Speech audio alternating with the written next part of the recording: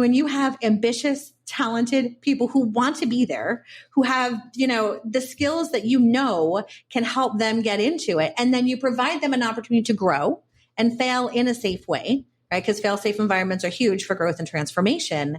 All of a sudden, it's not so hard to hire. This is the Rebel HR Podcast, the podcast where we talk to HR innovators about all things people leadership. If you're looking for places to find about new ways to think about the world of work, this is the podcast for you. Please subscribe from your favorite podcast listening platform today and leave us a review. Rebel on, HR Rebels. Hello, Rebel HR listeners. Welcome back. We have a great guest with us this week. We have Tammy Alvarez. Tammy is the CEO and founder of Career Winners Circle, a comprehensive collection of coaching and training programs designed to strengthen leaders to grow their careers quickly and sustainably. She is a rule breaker, and she's going to be a great fit for this podcast. We're going to have a lot of fun talking about how to break all the rules for your career and your employees' career success. Welcome to the show, Tammy. Thank you very much, Kyle. It's great to be here. Well, I'm sitting here and I'm just appreciative of the time that we're going to spend today. And I have so much jealousy because you are sitting in a tropical paradise while I sit in the Midwest in the United States. And, now I've just got Jimmy Buffett songs going through my head. So thank you for that. Yeah, that's sorry, not sorry, right? In terms of living the dream. Well, good for you. And we're going to be talking about that a little bit today. Really kind of trying to live your dream and help your employees live their dream a little bit. So I want to back up a little bit and just understand, how did you get to Belize? It's a great question. And everybody asks that. And when I first decided to come down here, people thought I was out of my mind. And they might be a little bit right. I had spent my entire career on Wall Street. And the last 15 years, I was a C-level executive and doing all the fun things in terms of transformation. And I loved what I did until the day I didn't. And then all of a sudden I look around and it was just same crap, different acronym. I just wasn't energized by the challenges anymore. I was irritated by them. And I've just realized it was just time to do a major pivot.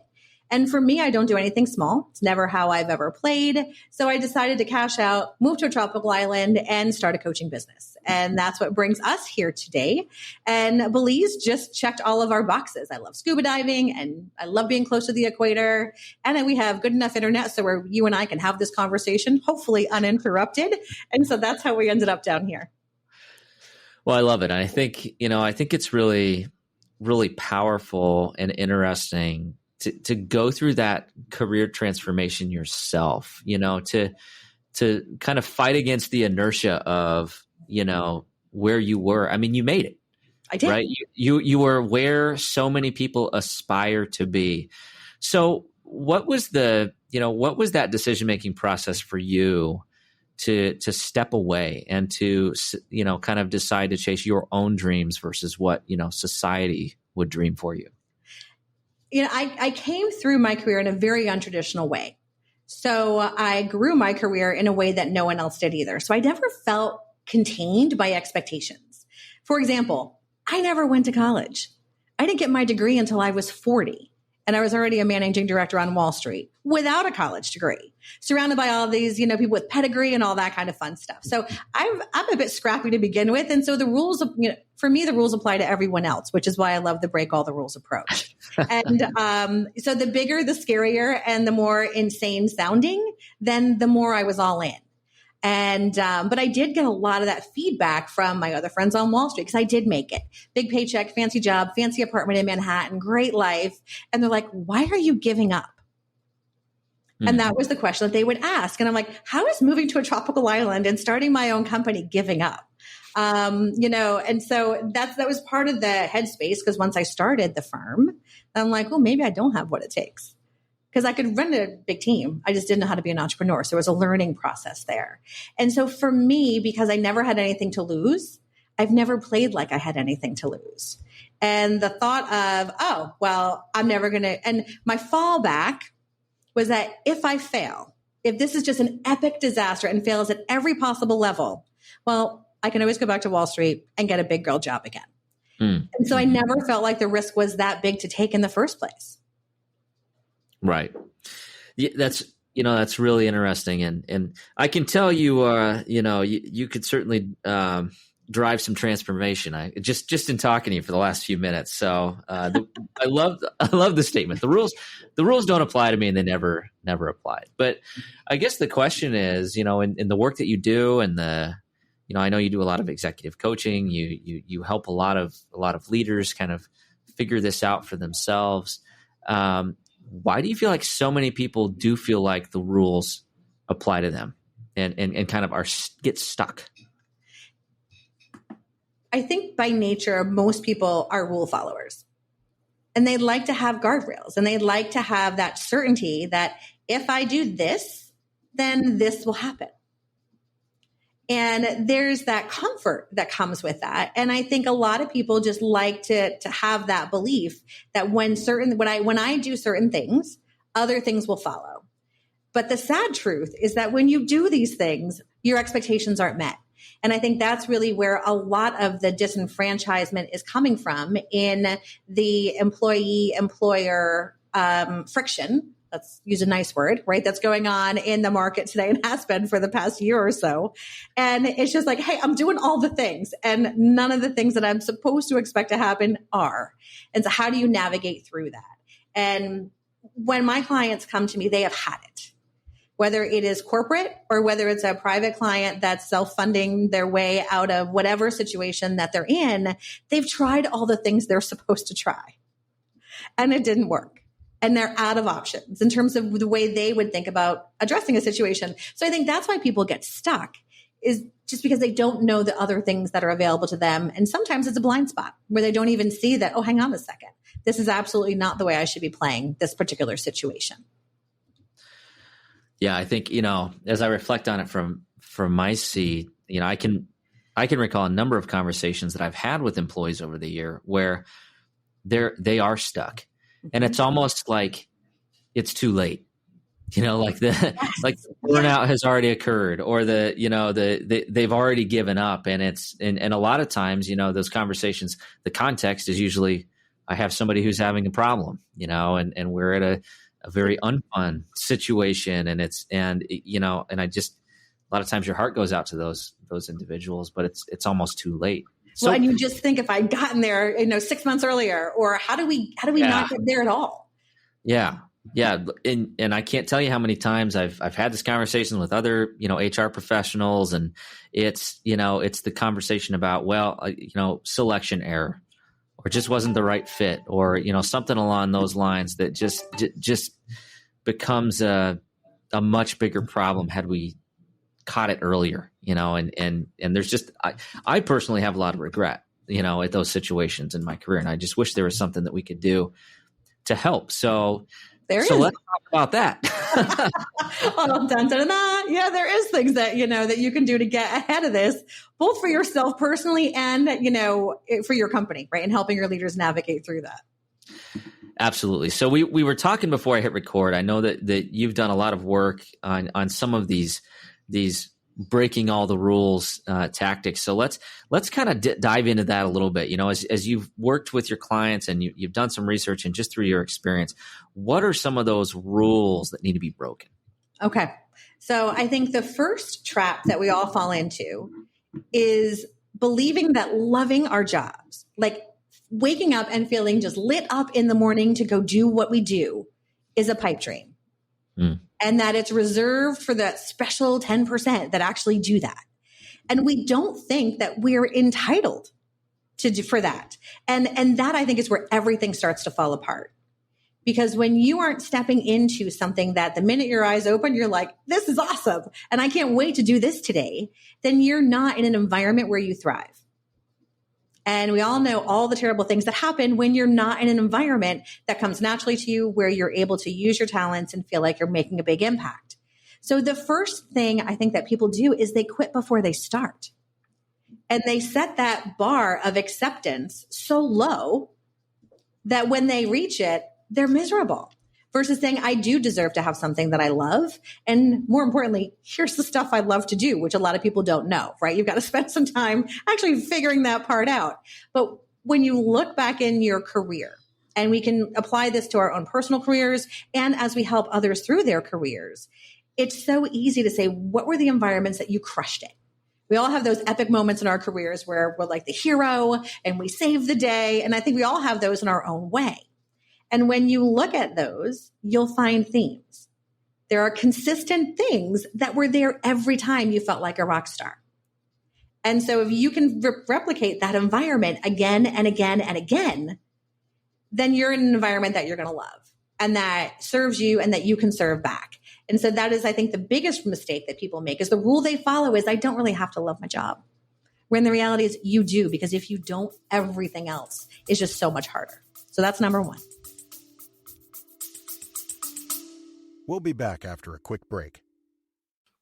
And so used to having everything in front of them right away that we forget that innovation just takes time. I myself, I get frustrated too. Why? And you know, this is being one of my best friends is, hey, I talk to you all the time. Hey man, I'm frustrated in the fact that I can't seem to just get there in the next day, but that's just not how these things work, right? Innovation needs to be planned out. It needs to be very methodical. And then when it finally hits, that's when it seems like to everyone else that it sort of just came out of nowhere. But to you, you know, the amount of dedication that it took over that time. Yeah, I think it's really,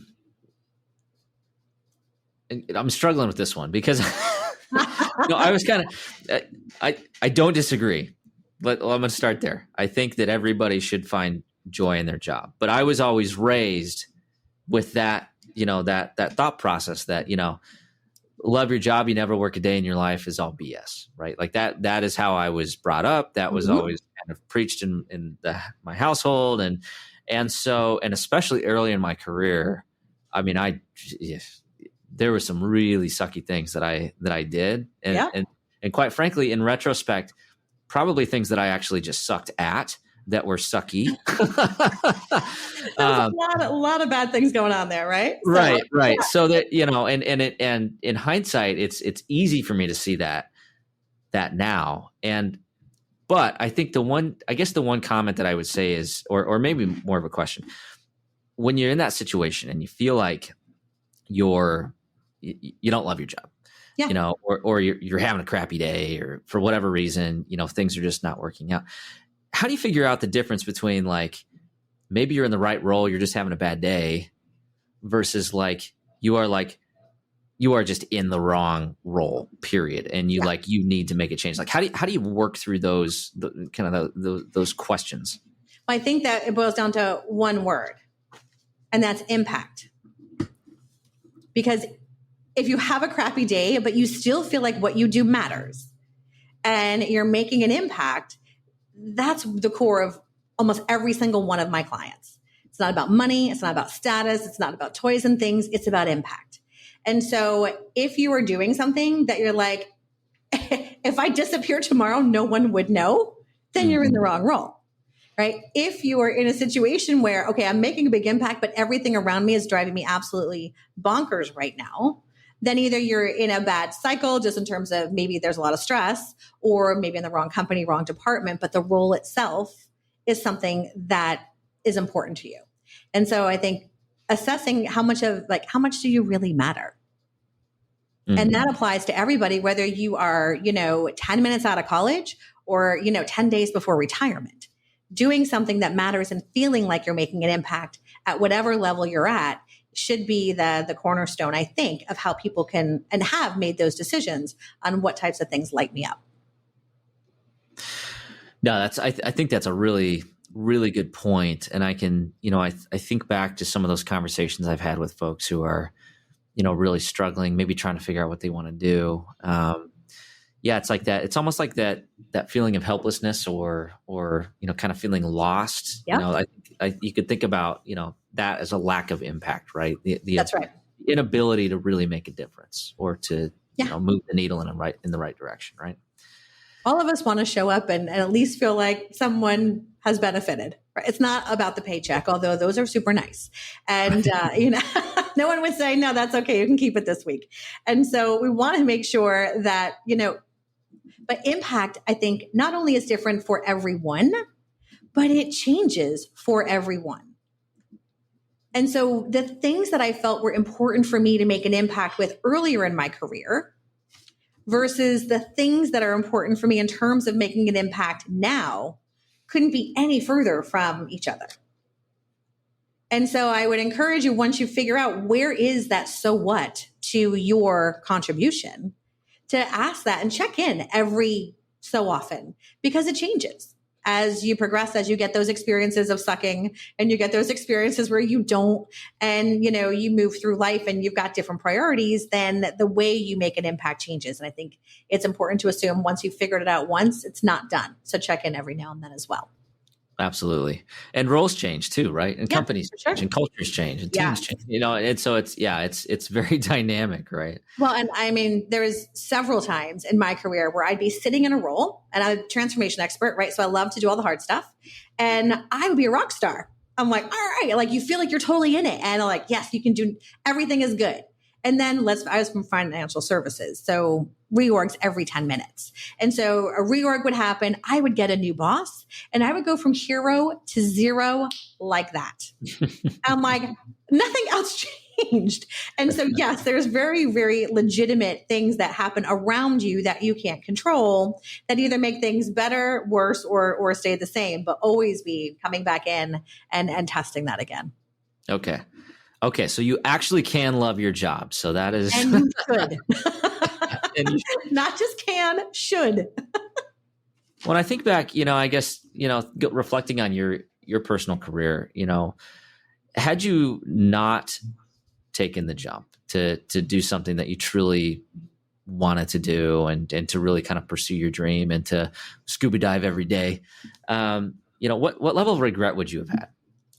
Well, I've not made a decision earlier in my life, so that's how I knew not to do it again, right? And I think, those regrets of, you always regret the chances that you didn't take, right? And so I've missed out on opportunities earlier in my career where I'm like, because I didn't have that college degree, I played things safe sometimes. I'm like, that was a mistake, because had I done this, then this probably would have happened. And so had I not made this, I think the impact in my life would have been substantial, because this is the time in my life where it's all about me. My daughter graduated college, like I have no more adult supervision requirements at all. And I can really just make the whole thing. That sounds nice. Yeah, it was really, really nice. Right. And so if you don't, like, this is the first selfless opportunity I've had. And so had I not really taken the advantage of saying, all right, worst case scenario, I either go back and sleep on my mom's couch or I get a big girl job again. It's like, if I didn't do that, I'd still be miserable. I'd still be making, a ton of money and living a fancy life. But every single day would be a slog. And I don't know about you, but I'm not a compartmentalized kind of person. So I put so much value into my identity, and I think a lot of us do, into our careers, that when that's a hot mess, it can't help but bleed into other things, where you start to separate personally, you detach, you're not present, you're not engaged, you don't do the things you love, you get fat, all the things, right? And so, so in terms of what might have happened, I think I just would have been a hot mess, because I'm not able to happily live a compromised life. So it's, I'm willing to take the chances in order to make that happen. So you got to break a couple rules. So what's another rule that needs to be broken? Here's another rule that holds so many people back from greatness. And it's this misconception that you've got to have the skills and the experience to do your role. Now, none of us are born with the working experience, right? We get it over time. And so many of us hold ourselves back. It's like, oh, I've never done that before. Oh, I don't have that skill. Oh, a million different excuses and insecurities and all those other things that go on. And for some reason, and I have dealt with career C-level people who've been there forever and 5 years in and everything in between. We have this terrible habit of throwing away all the things that we've done in the past, thinking it doesn't count for the new thing that we want to do. And that's whether you get promoted, whether you want to move to a new industry, whether you want to start to be an entrepreneur, whatever it is. And so this feeling like we had to have done it before in order to move forward or move differently holds everyone back. And the reality is that is not true. And as HR professionals, I think it's our job to give people the space and the room to grow, even though they may not look like it on paper, right? As people who own our own careers, I think it's really important to make sure that we don't discount all of the amazing skills and capabilities that we've developed over our careers, because someone else needs those desperately. And finding those opportunities where all the things that you have are in high demand and in short supply is magic. And that's where you really become highly sought after. And then people will start to tap you and say, hey, are you interested? What are you doing? Here's a promotion opportunity. And so I don't think companies give enough time for people who aren't obvious, but ambitious and capable to do something new. And people inherently are already going to shortchange themselves to begin with. So there's this weird disconnect. So the rule that I've got to have the experience before I can do anything, before I can move forward, is a rule that doesn't apply. And we need to break that one completely. Mm-hmm. Yeah, it's really interesting. And I agree 100%. It's in the same breath, I'm also thinking about, how many people I've hired that looked great on paper? Yes. ... And it's like, right? And really, I mean, I think, first of all, I think just trying to select, employees for roles and candidates for roles, it's just really, really hard, and a lot of times you think that you also think that what skills are needed to be successful in that job. And a lot of times you're wrong. A lot of times that job requires a skill set that you haven't even really thought of, and it could be a really great match. And there's just, because we are imperfect at selecting talent, we also have to be aware as HR professionals that, that position profile might not be 100% right. The hiring manager might be wrong. Maybe they just had a bad conversation. There's just so much that can happen there. You have to give people a shot. Well, and I do think we overcomplicate the selection process. In terms of, let's face it, when you look at a job description, by the time it's done, exactly, right? Yeah, you laughed. It's like, you've know got where you're going with this, right? And so, but HR, we can fix this. It doesn't have to be that way. And so, I've hired hundreds of people in my career, right? And I would say I probably have about an 85% success rate. So I think that's pretty good, considering all the different countries and environments and stuff like that. And for me, what I would do, because I'm a big person in terms of an advocate of empowerment. I'm going to hire smart people. I'm going to get out of your way. And I'm going to block and tackle, get rid of the roadblocks, cover your butt when you make a mistake. And then when we get back home, I'm going to give you a little lesson, right? And so I think we overcomplicate what we think we're looking for. When you have ambitious, talented people who want to be there, who have, the skills that can help them get into it, and then you provide them an opportunity to grow and fail in a safe way, right? Because fail-safe environments are huge for growth and transformation. All of a sudden, it's not so hard to hire. But when you're trying to check all the boxes, and when you have 17 people doing interviews and 6 group interviews, 2 presentations, a automated interview, and all the craziness that we have these people go through, we make it too hard on ourselves. And I don't think we have to. Yes, you're going to get your bad hires, but in terms of looking for talent versus looking for skills, when you start to change that mindset, then I think hiring becomes much easier. Absolutely. I think it's a really important topic. I think that there's a lot of good data available, but at the end of the day, you're never going to find a perfect candidate. And I think I'm thinking about this from the personal perspective. If you are not applying for jobs where you are maybe 70 or 80% match to that position profile. I go to 70. Yep. Mm-hmm. Yeah. You're doing yourself a disservice, because especially now, I think everybody in HR kind of realizes. Yeah, you are not on the winning side anymore. Yeah, exactly. Talk about the tables turning, right? I'll take 70%. I'll take 65. I'll just take somebody with a pulse, right? Not really. Yeah. And it's funny because when you talk about perfect candidates, like, first of all, show me a perfect leader. Yeah. And then you can get the perfect candidate, right? So you go first and then see where the candidates come from. It's humans. And so I think that's super important. I love that, it's just that it doesn't exist, right? So Absolutely. In terms of that perfection. Absolutely. Yeah, exactly. All right. We're going to keep going here. We're breaking some rules. What are some other rules we're going to break? All right. So I think that one of the epic, end of the story, big rules that people really need to start to realize is that you need to become the CEO of your career. And I think HR professionals need to help people realize that they call the shots in their careers. Because when you start treating your career like a business, you start to make different decisions. And so many people fall into the trap that if I do good work, that I will be recognized.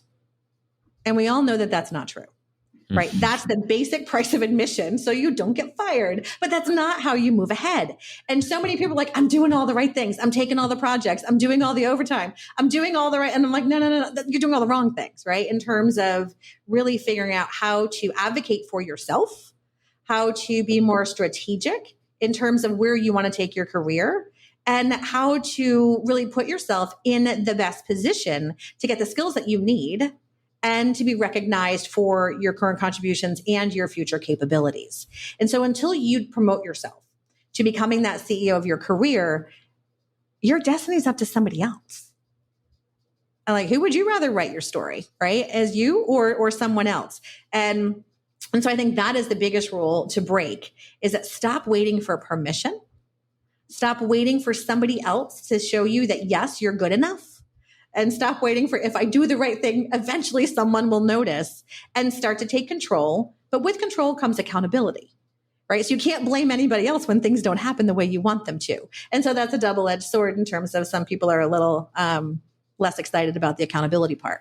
But that is the biggest rule by far that changes how I think we can enable our people to take more control in our organizations and for ourselves in our own careers as we decide how to navigate, is to be able to realize that our, good work's not enough, and it's up to us to make it what we want it to be. Absolutely. I think this is such an important point. And it's one of those things I've kind of had this realization over the last, number of years, especially as I've had, 3 children and, in a household around it. It's like, you are kind of your own little entity, your own little business. Right. And really, to put it in terms of that a CEO would understand, it's like, you're just managing your cash flow and your assets and your liabilities, not to, nerd out on accounting terms, but I mean, that's really all a job is. I mean, again, we could overcomplicate it, but that's, I think there's some people who just, love to work, but for the most part, we work for a reason, right? Yes. But once you understand that and you realize that can be made in a number of different ways, and you really kind of own it, and you think about it in that context, it's a very different approach, very different. Well, and you make different decisions, right? Yes, and things that it's hilarious because if people take, we all personalize our careers. We just talked about that a little bit ago. And so when things don't go the way you want them to, it's a very personal feeling. Right. Yeah. Yet, if you get something from Amazon that's not right, then you return it and you just write a terrible review on Amazon, right, for the vendor. So, right. And we could, we don't want to go that extreme, but you get the point in terms of really taking some of the emotion out, moving into some strategy and really looking at it like a business just makes everything. And especially for those that are ambitious and that really want to move forward with their career, this is a must have. Right. In terms of those rules that you need to break, for sure. I think it's also a really important thing to be thinking about from an HR standpoint is, you are not going to be creating career development paths for all your employees that are going to be right for them. They have to have some level of accountability and ownership here. So you should really be thinking more about, how do I structure a system and an environment that allows people to do this? Yes. And this is encouraged, right? Like the word you used earlier was empowerment, right? It's like, how do you empower your people to think like this? And ultimately that should drive engagement. That should drive people to do great things. It should also help people who are in the wrong roles self-select and go find a role that's better for them, which is also good. Yeah. Right. So yeah, I mean, it just makes so much sense. Well, and let me share a pro tip on that specific problem that you're talking about. So I did something very creative in one of my executive roles that worked like a charm. So we gave people 3 choices. Do you want to grow into leadership? Do you want to grow in terms of your subject matter expertise? Or are you happy where you are right now? Because that is perfectly fine as well. And then once they selected that path of, yes, I want to be a leader, or, oh, hell no, I don't want to be a leader. This is crazy, right? I'm like, people are nuts. I'm not doing performance reviews. So they get stuck. They're like, then what do I do? And so we gave them 3 choices and none of them was a right or wrong choice. You get to pick. And then as we were coming up in terms of our budget for new initiatives that were coming up for the next year, we would earmark about a dozen projects that we knew were going to be big and scary and needed a lot of hands on deck. And then we gave people those opportunities. It's like, all right, let's look at everybody who said they want to grow in terms of leadership. How do we give them some leadership through influence experience in terms of non-direct, but leading a part of a project team? Those who want to lead through, their area of expertise. Where do we need those subject matter experts? And let's give them that opportunity to grow. So there are very simple things that we can do to simplify versus having 900 different career branch trees that apply to no one. And no one follows them anyway, let's be real, right? In terms of, unless they're angry or dissatisfied, then they'll bring that piece of paper out and say, I didn't get this. And you said I would, right? So it's only used to your disadvantage. So let's keep it simple. Give them the choice, but then set them up for success and give them an opportunity. They may think they want to be a leader and they get in there and say, oh, no, I don't. Right. Or they may think, no, I'm good here. And then they see someone's like, well, maybe I actually can do this leadership thing. So just pro tip in terms of how you might want to rethink about career path, giving people that vision of growth and that experience of growth, which will help retain people so much more than stay bonuses and, all the other things that we're throwing at them because they're in the driver's seat right now. Yeah. And I think this goes back to, kind of where we started in the beginning with loving your job. It's also the ability for people to determine what matters to them, and if you have this rigid, ladder system of career progression and development, it's just, I have yet to see an organization where that works really well at, right? Like, I think there are some where it probably works. I'm still waiting to experience that myself. Well, you're the king of your kingdom, so maybe you've got some new opportunities, right? So, goal setting for next year. It's like, okay, I think I know what I want to do. Well, I think I'm going to put leadership, SME, or stay on my performance. Yeah, there you go. It's like, I'm good now, right? And it's okay. Everybody's like in this trap of, I've got to want more. I'm like, no, you actually don't.